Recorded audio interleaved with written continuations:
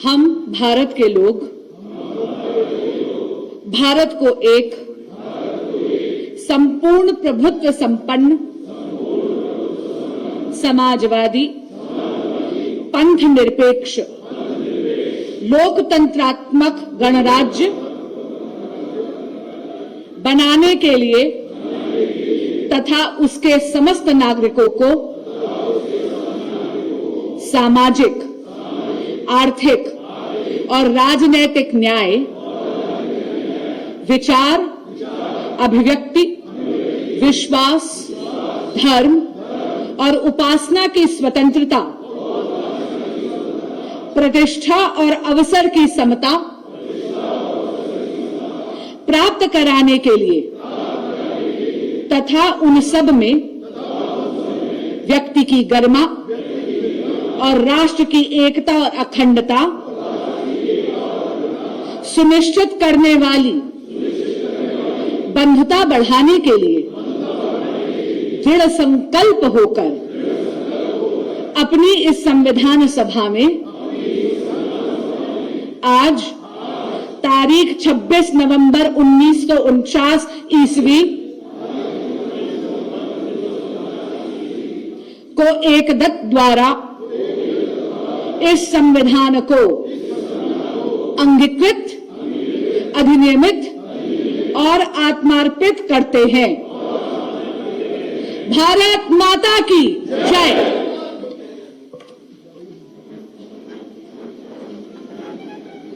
बहुत बहुत धन्यवाद। अपनी हमने उद्देश्य का प्रियम्बल प्रस्तावना के रूप में उसको आत्मसात करने का काम किया है। अब मैं निवेदन करूंगा भारतीय जनता पार्टी के यशस्वी राष्ट्रीय अध्यक्ष जी, आपसे प्रार्थना करते को आए और इस संविधान दिवस पर हमारा मार्गदर्शन करें। आदरणीय जगत प्रकाश नड्डा जी।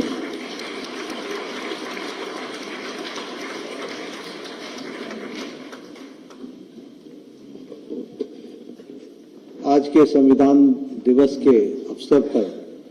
मंच पर उपस्थित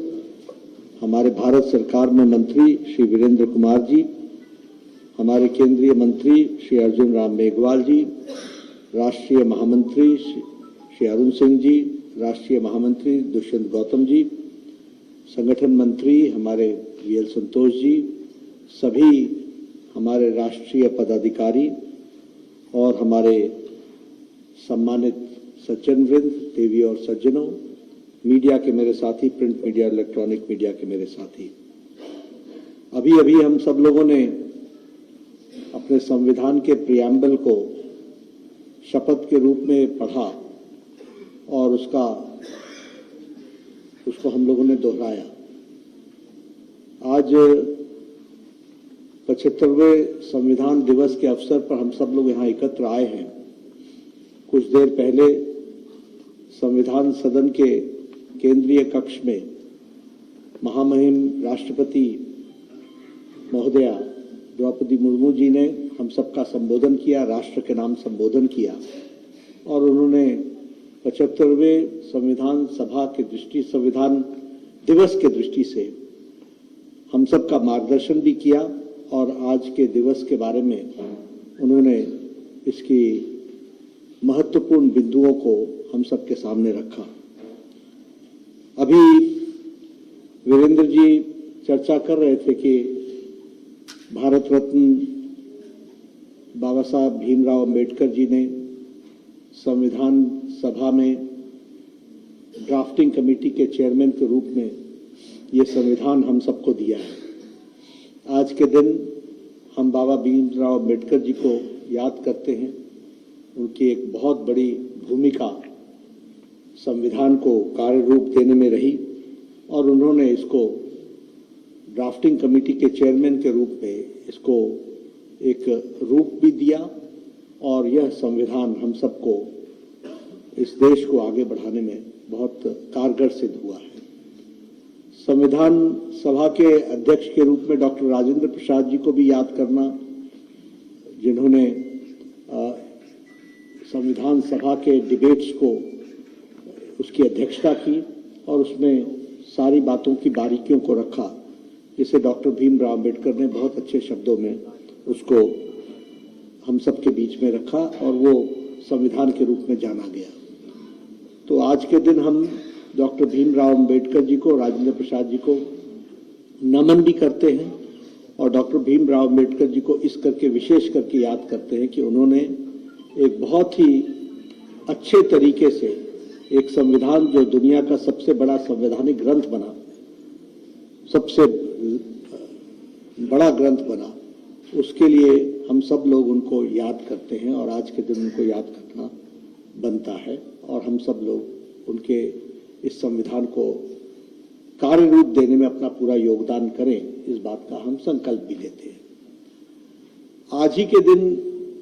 जब हम 26 नवंबर को याद करते हैं तो आवश्यक ये भी हो जाता है कि हम 26/11 को भी याद करें, क्योंकि आज ही के दिन मुंबई में जो हमले हुए, जिसमें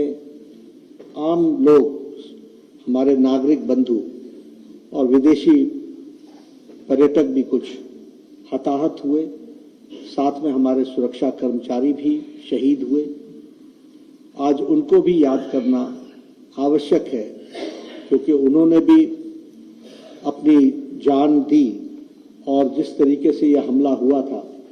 उस समय जिन लोगों ने उनको बचाने के लिए योगदान किया, ऐसे हमारे सुरक्षा कर्मी, उनको भी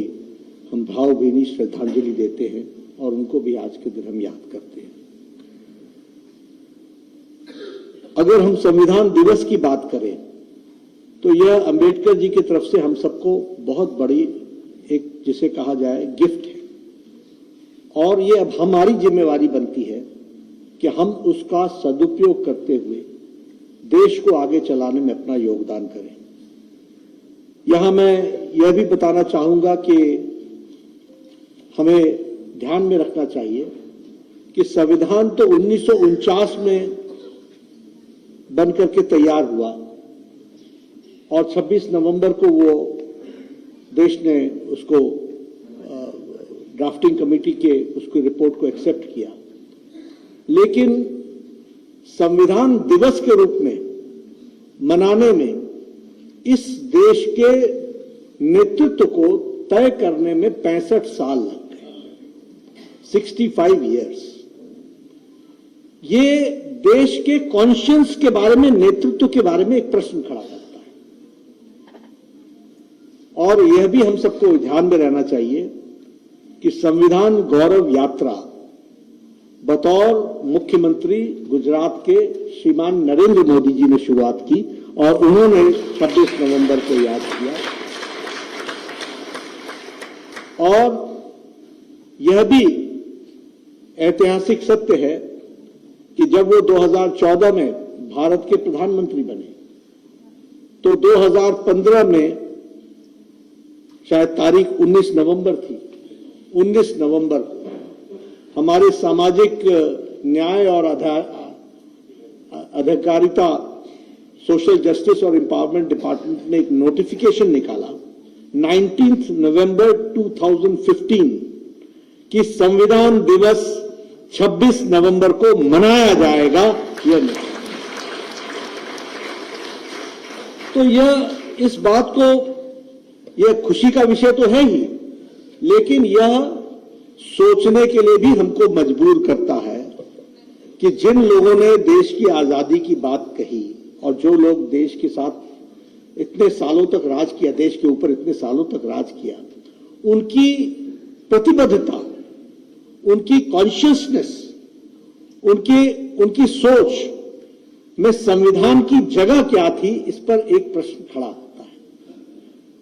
और जब यह संविधान दिवस मनाने की बात आई 2015 में, तो उस समय मैं भी राज्यसभा का सदस्य था और उस समय कांग्रेस पार्टी के लोगों ने चर्चा की कि 26 जनवरी तो हम मनाते ही रहते हैं, ये 26 नवंबर मनाने की क्या आवश्यकता पड़ गई। और 2 दिन बहस चली लोकसभा और राज्यसभा में और उसमें संविधान दिवस पहली बार मनाया गया, ये भी हमको ध्यान में रखना चाहिए। इसलिए यह ऐतिहासिक तथ्य मैं इसलिए रखना चाहता हूं क्योंकि आज जब लोग संविधान दिवस की बात कहते हैं तो देश को यह भी मालूम होना चाहिए कि संविधान को सही रूप में देश के सामने प्रस्तुत करने में किन लोगों का योगदान है और किस पार्टी का योगदान है, किस नेतृत्व का योगदान है, वह भी ध्यान रखना चाहिए। वो हमारे भारत के प्रधानमंत्री नरेंद्र मोदी जी हैं जिन्होंने इस बात को लागू किया। अभी बांसुरी जी ने हमारे सामने प्रियम्बल पढ़ा और जिस तरीके से हम लोगों इस बात के लिए कटिबद्ध हैं और भारतीय जनता पार्टी का सभी कार्यकर्ता और हमारी पंचनिष्ठाएं भी इस बात को कहती हैं कि no discrimination of sex, race, place of and freedom of speech, freedom of movement, तो वो सारी बातों को हम आगे बढ़ा रहे हैं। और हम सब लोगों के लिए ये बहुत बड़ी जिम्मेवारी है कि हम प्रियम्बल तो पढ़े ही पढ़ें, प्रियम्बल को हम आत्मसात करें ही करें, लेकिन इसके साथ साथ directive principles of state policy उसको भी हम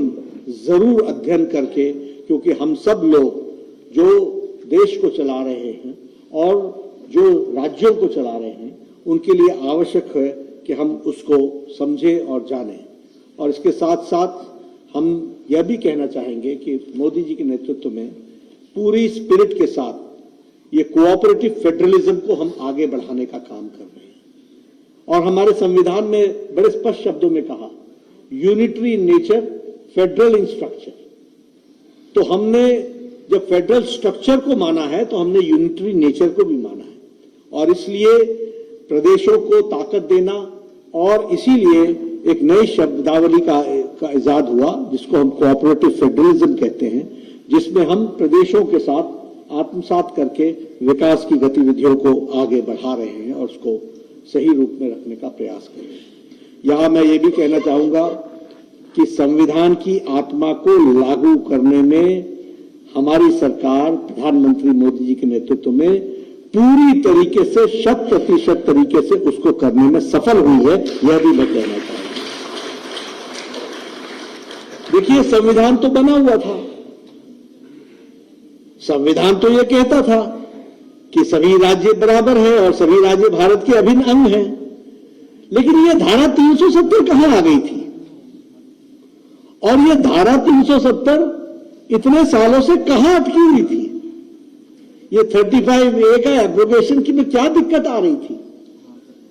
ये धारा 370 अगर समाप्त हुई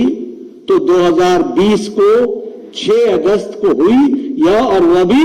प्रधानमंत्री मोदी जी के नेतृत्व में लोकसभा के अंदर और राज्यसभा के अंदर पारित करते हुए उसका एब्रोगेशन हुआ। और जब हम संविधान के रक्षक की बात करते हैं तो पहली बार जम्मू कश्मीर के मुख्यमंत्री ने पहली बार भारत के संविधान के तहत शपथ ग्रहण की है, तो वह 75 साल बाद वो पहली बार की है, वो भी हमको समझना चाहिए। इसलिए लेटर और स्पिरिट में अगर किसी ने संविधान को लागू किया और आज जम्मू कश्मीर भारत का अभिन्न अंग हर दृष्टि से बना, तो वो धारा 370 के एब्रोगेशन के बाद बना और मोदी जी के नेतृत्व में हुआ, ये भी हमको समझना चाहिए। हम इक्वालिटी की बात करते हैं, ये 3 तलाक कैसे चला हुआ था? और मैं 3 तलाक के बारे में यह बताना चाहता हूं, पाकिस्तान में 3 तलाक नहीं है, बांग्लादेश में 3 तलाक नहीं है, अफगानिस्तान में 3 तलाक नहीं है, ईरान में 3 तलाक नहीं है, इराक में 3 तलाक नहीं है, इंडोनेशिया में 3 तलाक नहीं है, कोई भी इस्लामिक देश में 3 तलाक नहीं है। लेकिन हम जो we the people of India solemnly resolve और विदाउट की निकास के और इसके हम के डिस्क्रिमिनेशन के हम संविधान को चलाएंगे, हम ट्रिपल तलाक को चला रहे थे और 3 तलाक को समाप्त करने का काम किया तो प्रधानमंत्री मोदी जी के नेतृत्व में हुआ है। और सही मायने में संविधान के रक्षक अगर हैं तो वह हमारे नेतृत्व है और हमारी एनडीए है, इस बात को हमको समझना चाहिए, जिन्होंने उसको पूरा करने का प्रयास किया। विमेन रिजर्वेशन, आखिर ये बिल तो बहुत पहले आ गया था, कितने साल अर्जुन जी? मेरे ख्याल से 40 साल, 96 में ये लोकसभा में रखा गया था। इसको 40 साल इंतजार किसने कराया? कौन थे? 40 नहीं, 30 साल।